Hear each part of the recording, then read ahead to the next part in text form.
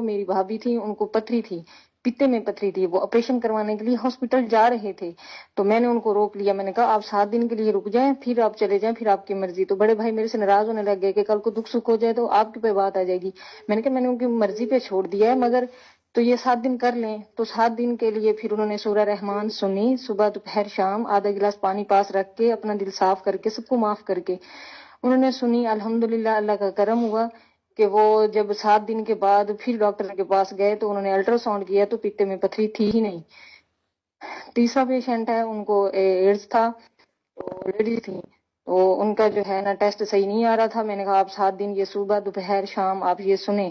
انہوں نے سنا تو ان کا جو ایڈز کا ٹیسٹ تھا وہ بالکل ٹھیک, اور وہ ایڈز کی جو میڈیسن تھی وہ کھاتی ہیں تو اس کو وومٹ شروع ہو جاتی ہے اور الٹا طبیعت خراب ہو جاتی ہے. پھر انہوں نے ڈاکٹر سے بات کی, ڈاکٹر کہتے ہیں بیٹا اگر آپ کا ٹیسٹ نارمل آ گیا ہے تو آپ بار بار یہ میڈیسن کیوں اس وہم سے کھاتی ہیں, تو ٹھیک ہے پھر چھوڑ دیں.